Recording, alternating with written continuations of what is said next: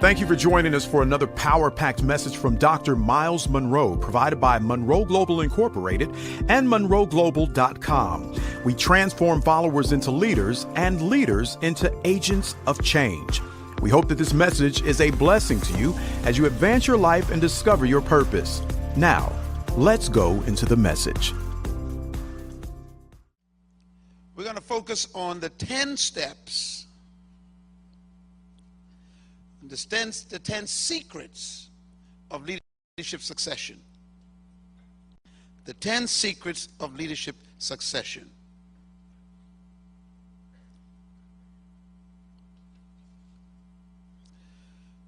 Our focus is going to be specifically on understanding the principle of succession. How does one prepare themselves to mentor and develop a person for succession? First, we need to think about the mind of the leader. This has to do with the mentality or the belief system of a leader, because mentoring requires a certain attitude. So the first statement I want to make in this segment is to focus on the fact that leadership is about sharing power. That's a mentality issue, or as we would say, a philosophy issue. If your philosophy is gaining power, protecting power, reserving power rather than sharing power, you will not mentor. So your philosophy will determine your behavior. So this is a philosophical statement. True leadership is about what? Power sharing. Think about it for a minute and see if that's your belief. Do you really believe that? You might be quick to say yes, but if you think about your lifestyle, your leadership style, and your leadership behavior, it may be saying something different. Your ability to share power has to be regulated by a sense of security. That leads to point number 2. True leadership does not seek power. It seeks to empower. The average leader today in all countries that I've been in are motivated by a desire for power. And power can be defined many different ways, but in most cases it's considered control. Whether it's controlling people or controlling assets or controlling resources. And this is why people want money, they want position. Even knowledge could be used to gain power. But our job as leaders is to empower people. Think about what that does if that's your belief system. When you enter a position, or if you start an organization, I ask you a question. Why did you start the organization? It's not necessary to accomplish a goal like building a building or establishing a company or gaining profits. And those 3 things are probably what motivates most of you. It should be about improving people, empowering people to become successful and to not need you. I've discovered that when you release people, they come back to you with more.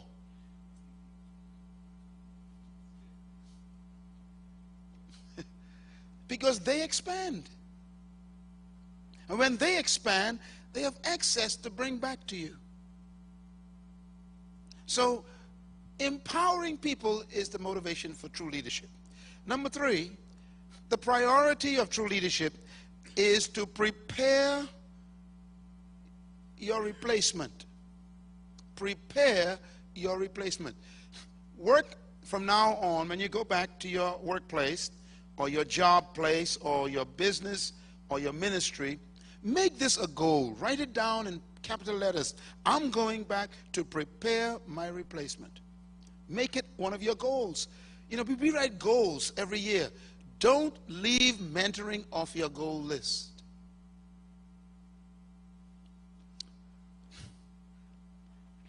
In our organization, we are training people constantly, and we are really driving hard in this area because my plans are greater than what I'm doing. I'm talking about in our local environment here, because if I become so attached to the local, then I can't handle the international. So whatever you embrace will hold you.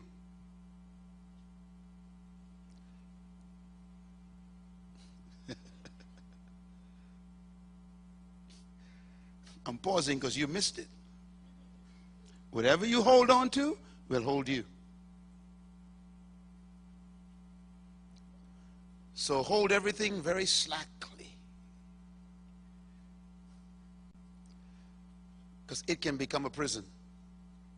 Number 4, true leadership does not just capture a vision, which is what we are all driven by, our vision, but we also capture not just a vision of the future, but a vision of the future leaders. How about that for a vision? Sometimes we only have a vision of our organization, of our dreams, our ministry, our business. What about having a vision of the future leaders who will run it, who will inherit it, who will take over? Have a vision of the leaders as well. It doesn't make logical sense for you to have a great vision to build something significant in your lifetime, and in the end, when you've died, no one is there to take care of it. So don't just have a vision for your vision. Have a vision for the leaders who will preserve it. And again, that demands mentoring. All right. The principle of succession is an interesting one because we don't think about it too often. But here's one of my take on this. A vision that is genuinely from God will always be bigger than your lifetime. In other words, God will never give you an assignment that you can complete in your lifetime, because He is a generational God. He will not allow you to complete the vision. He'll allow you to finish your phase of it. Most of what you've written down to do will not be done by you. It requires succession. So you can always tell when a dream is from God. You can never finish it. You can only finish your part of it. You know, I think one of the greatest statements made by Jesus Christ on earth, who I consider to be the greatest leader that I've ever thought of and meant, was this: it is finished. And I think what's important in those words is He did not say, I am finished. There's a big difference between I am finished and it is finished. It is referring to a phase. Why? He is still working, isn't he? But he went to another phase, and the phase required relocation to another place.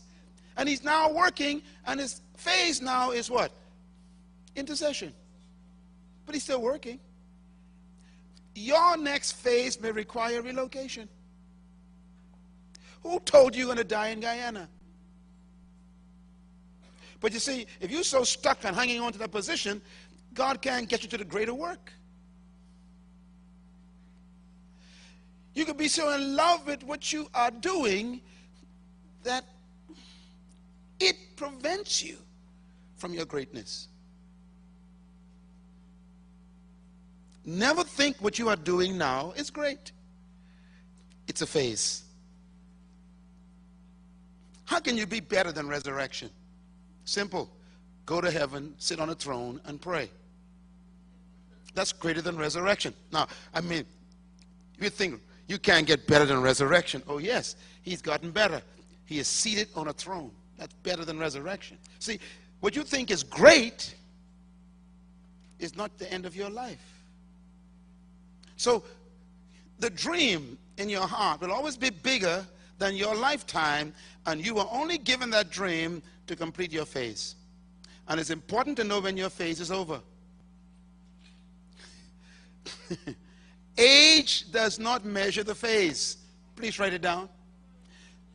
The phase of Jesus Christ's assignment on earth was finished at 33 years old.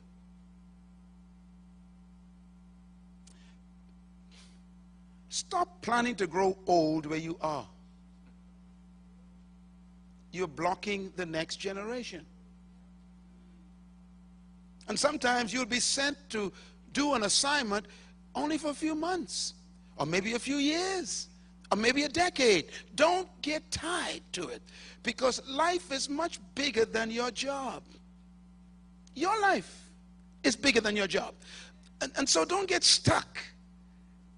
If the spirit of mentoring and succession comes upon you, you'll always be progressive. You'll always be free to move.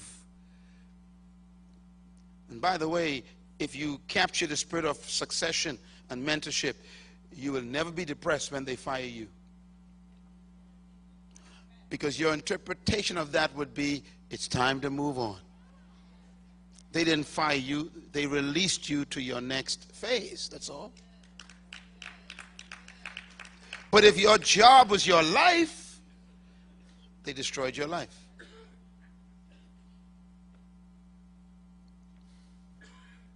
You never lose anything in life. You simply go to the next phase.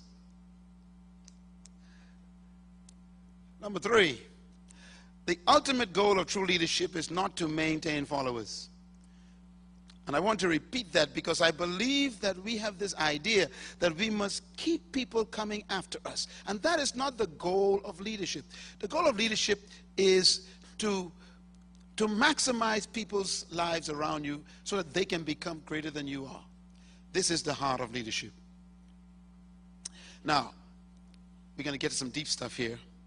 Why don't we reproduce leaders? Take a deep breath. Oh dear. Here's some of the reasons why you don't produce leaders.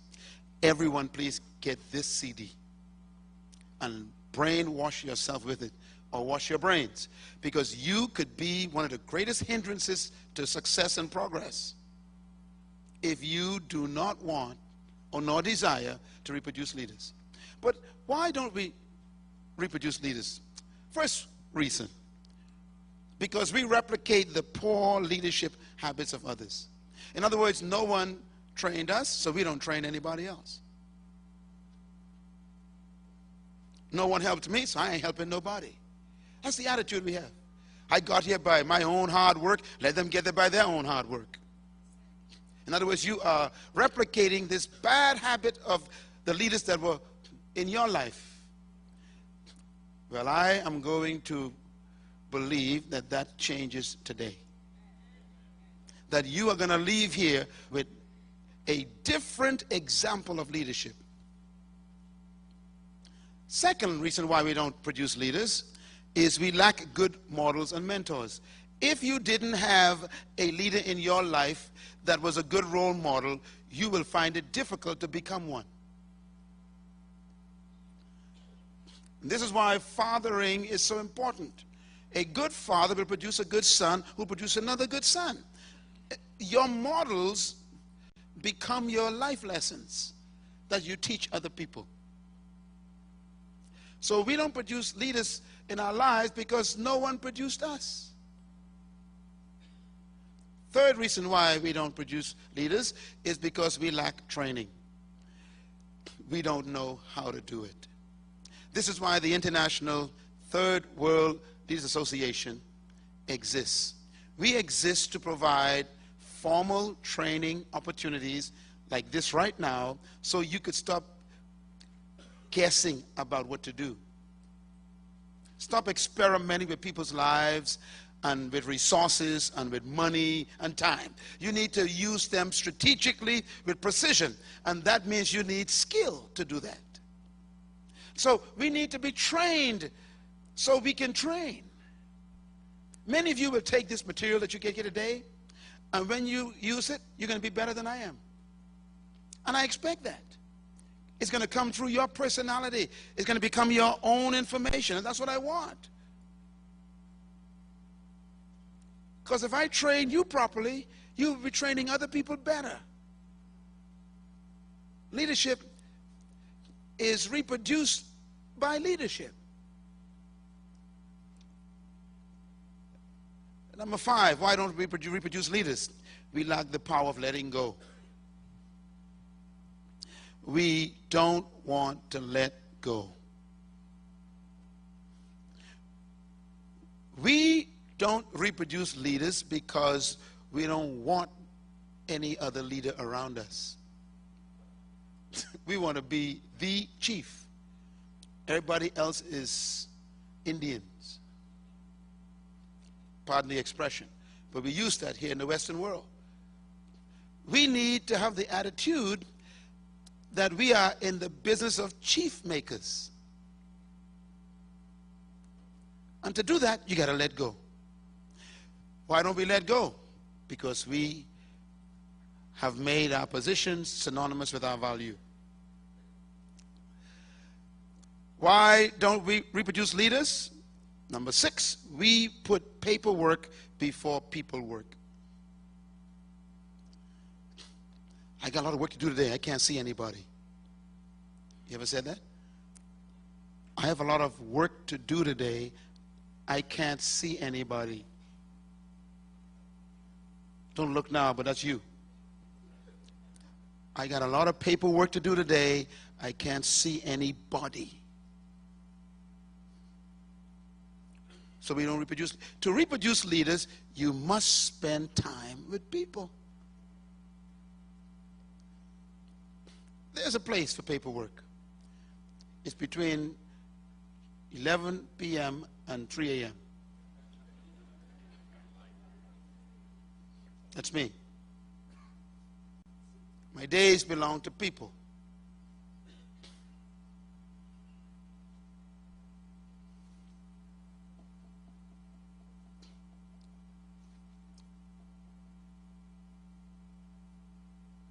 Yeah. That's why we don't reproduce people. We reproduce memos. Mentoring is about people, not memos.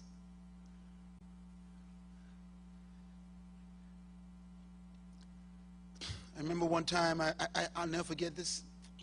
I was in my office, and my secretary, who's sitting out there, she's my eldest sister, she said, there are 2 guests from the ship downstairs to see you. And I was just in the middle of my annual report. And I'm thinking, this is a bad moment. And she said, I know you're busy, but they said that they must see you. They've been reading your books, they've watched your TV shows, and they came to the Bahamas on a cruise, and they took a taxi all the way over to our center. They just want to see you for 3 minutes, just to shake your hands and tell you thanks for helping them. I said, oh, man. And I heard a voice. They are people. So I closed my folder, shut the computer. I said, bring them up. And they came up to my office, walked in. There's sandals, short pants, T-shirt, hat. This guy and his wife. And they were so happy to see me, and we hugged and greeted. And I said, sit down. They said, no, we didn't come to stay long. I said, sit down. They said, why? I said, because you're people.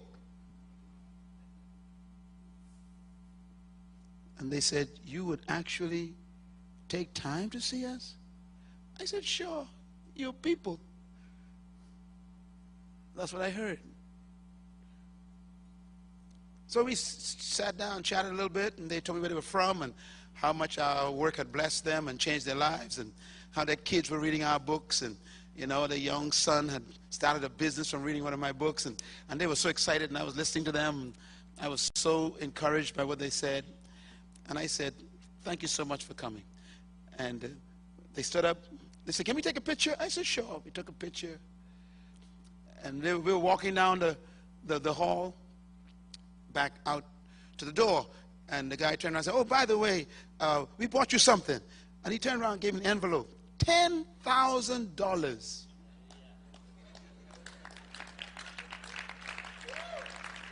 I said, Lord, send me more people. Plenty people. Paperwork or people?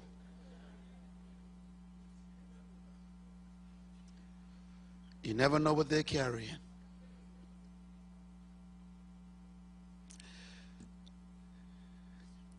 Are you too busy to get blessed?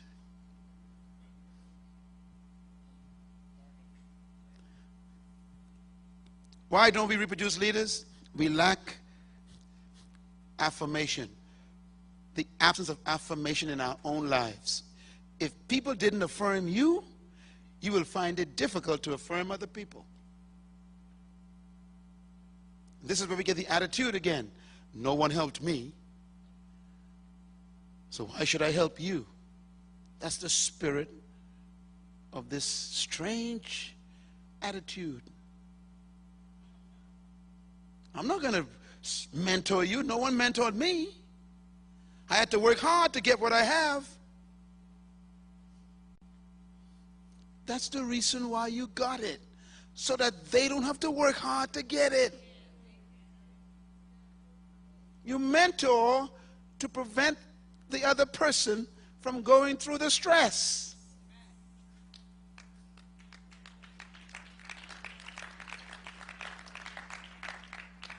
You mentor so you can grow leaders better than yourself. The next one is an important one. We don't reproduce leaders because we have no time for mavericks. You know what a maverick is, right? Somebody who is so full of energy and new ideas and dreams that they irritate you. Matter of fact, when they come in your presence, they remind you of how old and dumb you are. A maverick can embarrass you. They will come and say, well, why can't we solve that problem? You're like, I've been trying to solve it for 40 years. Well, just do that, and do this, and do this, do this, and it's solved. And you go, I hate you. A maverick will test our capacity to expand. We don't reproduce leaders because we don't want no one around us smarter than us. You know, you got these kids coming out of college now with a degree in cyberspace, internet visits, and you just trying to type with one finger, and they get hired in your department, and they make more money than you who've been there for 50 years, and you hate them. They're mavericks. If you're smart, you would embrace them and say, look, let me coach you into greatness. Because I can't ever go back to school and learn what you learned, but let me at least get the credit for making you great. Clap, everybody. Clap, clap. That's a good place to clap. If you make them successful, you get the credit. You can always say, that's my mentee there. Yeah, he's now the president. I mentored him. Don't become jealous of mavericks. Embrace them. Don't be afraid of new ideas, new ways of doing things.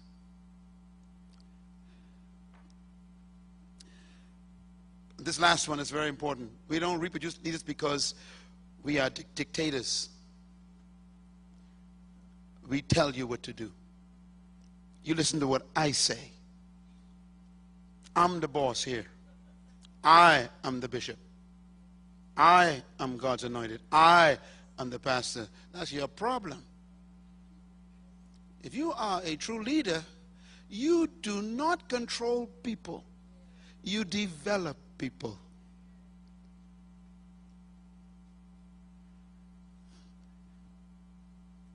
Do not be a dictator in decision making. Otherwise, you'll never create leaders. Allow people to run with the vision. You know, this conference, I didn't have nothing. I didn't do anything for this conference. Our entire staff and leaders, they created this whole thing. At the beginning, I did everything. I was involved in every detail, but today I don't touch it for years. Why? Well, I've reproduced myself.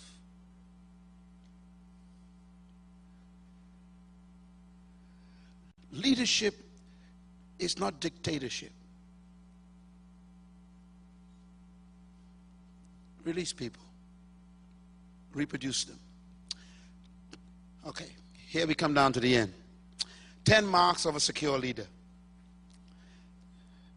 10 marks of a secure leader. Number 1, think beyond your leadership. This is imperative.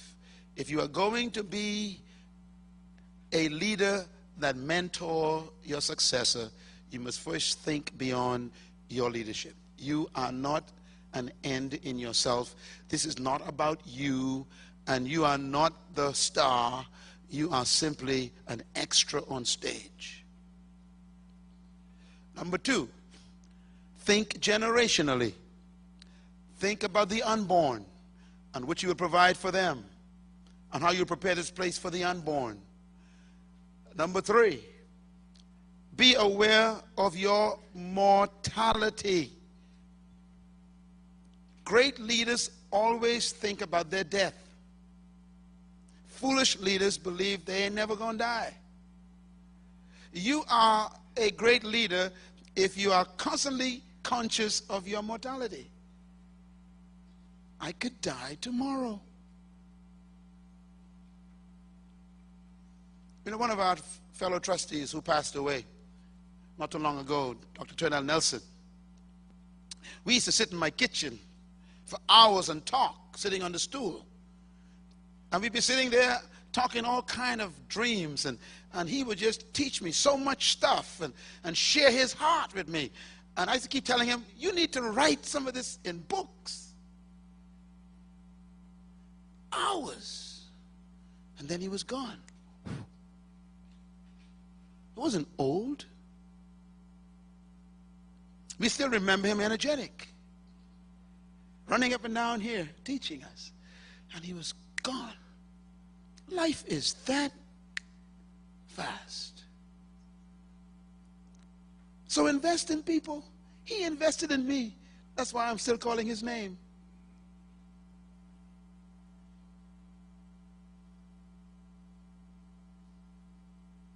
Some of you are here because of him. In this meeting today.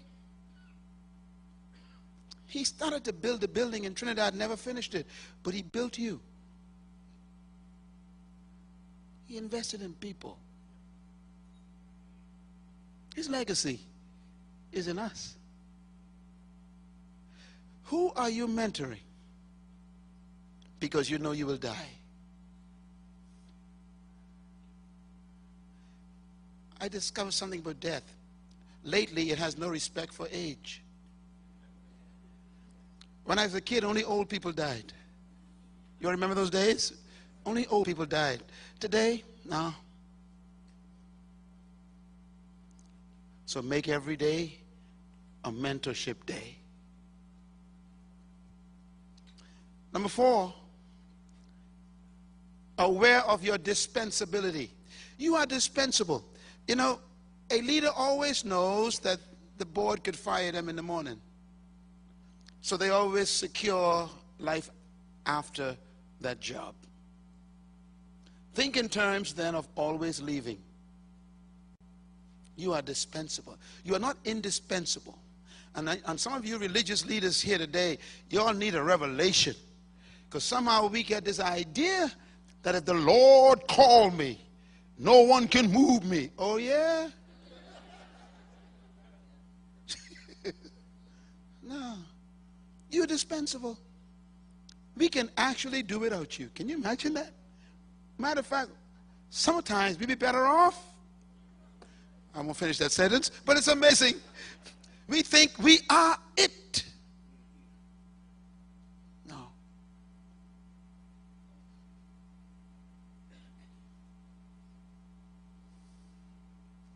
I made a decision that the next 4 years of my life, I am going to empty myself of my vision. I'm going to identify some people, and I'm going to empty myself. Because I'm dispensable. Vision is not dispensable. Visionaries are.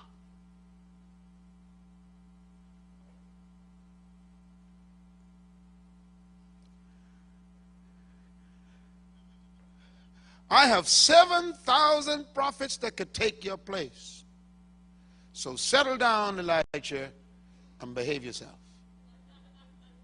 You're dispensable. It is a privilege to be leading, not a right. Yeah. Number 5. The mark of a secure leader. They are aware that they are responsible for the organization's future. This is very important. Most of the time, people in leadership positions in organizations, whether it's a political party, or whether it's a church, or whether it's a business, or a family business, we get this idea that we are in that position to secure ourselves. So we try to get promoted, we try to get a big salary, we try to get a private parking space with our name on it, we try to get the corner office, we try to be one with the title, the bishop, this thing, and God is saying, no, this is about the organization. Leadership is about securing the company. And the only way to do that is succession. You want a human to protect this place.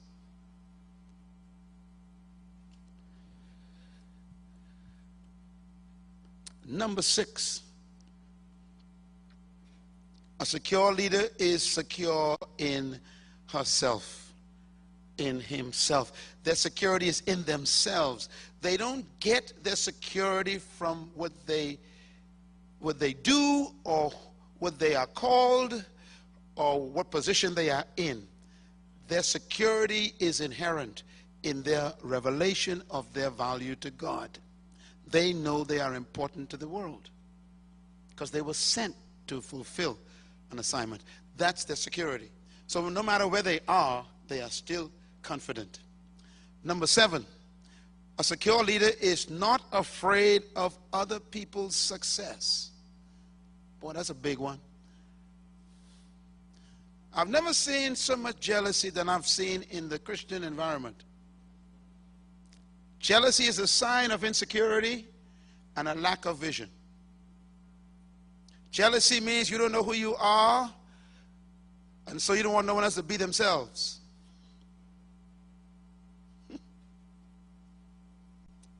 Jealousy means that you are insecure in your own self. A person who is confident will always encourage other people's success. They rejoice when other people succeed. When you train people and they succeed, that goes to your credit. So you help them succeed. Number 8 rather.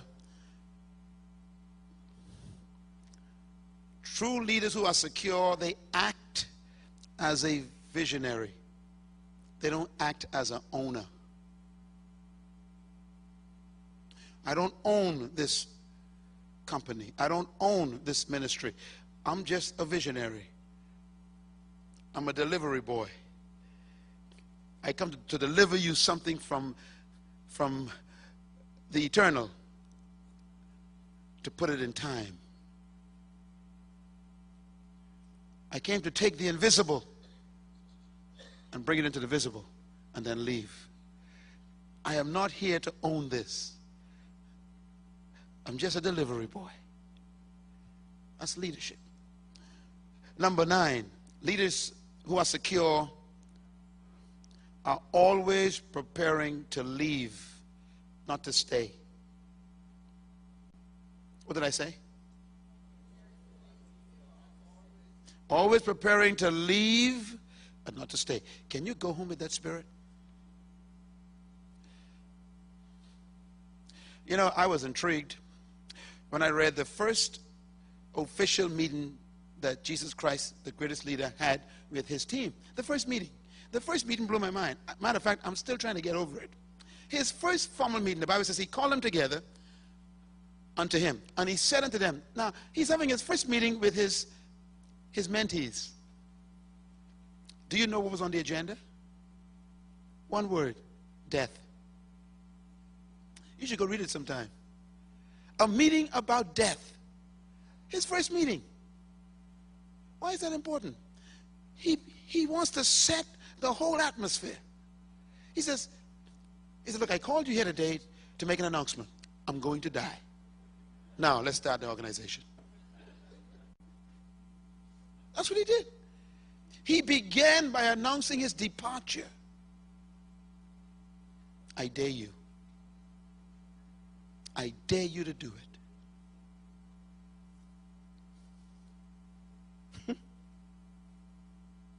Prepare them for your departure. He began it that way. Matter of fact, that's what made them so afraid. He says, I'll be crucified, they will bury me, and I'll come back the third day, but I want you to know up front that I'm going to die. Now, let's begin. What a way to begin. I'm not going to be here, so you all learn.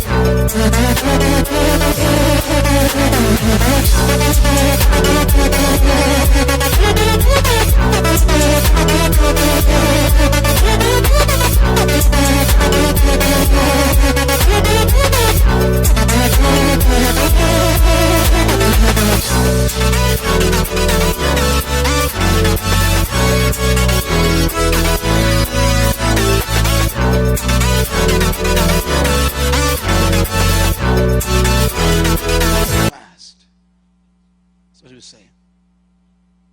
Can you make that announcement to your organization when you go back? Just call a big staff meeting and say, all right, I want you all to know I'm going to die. Not immediately, but eventually. And so I've been to the Bahamas and I got some clear understanding, and I want you all to know that while I'm with you, I'm going to teach you everything I know. That should be your attitude. I guarantee you'll get more productivity after that meeting from your people because they finally believe you care.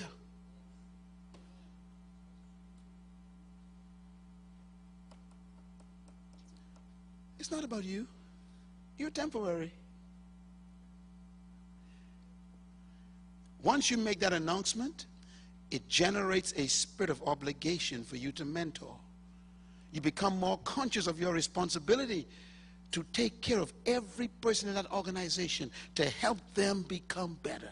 And number 10, secure leaders.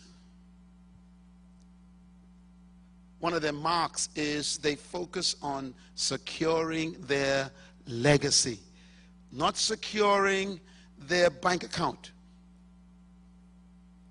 not securing their real estate, not securing their cars. They are more concerned about securing what? Their legacy. They think that way. This is the spirit of mentoring.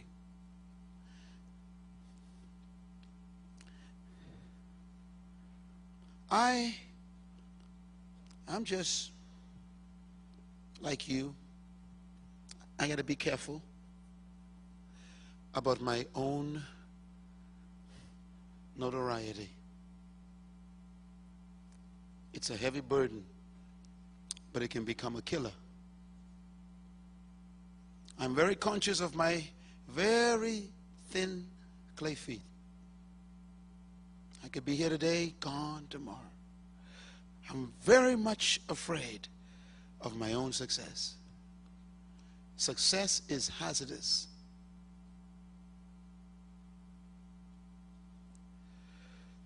So stay in touch with people. Make them your priority. Give your life away.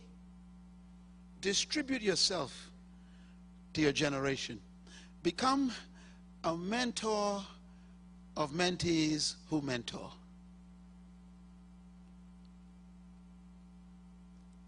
Live for the success of other people. Make your dream the dreams of other people being great.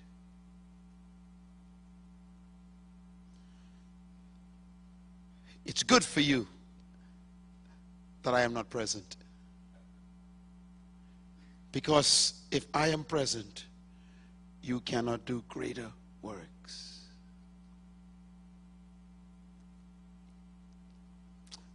May that be your prayer also.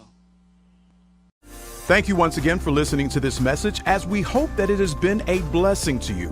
Our goal is to show you new paths and opportunities so that you can discover your purpose. It is your love, support, and partnership that makes Munroe Global possible. Please visit us online at www.munroeglobal.com for more product, partnership, or to join us at one of our live events around the world.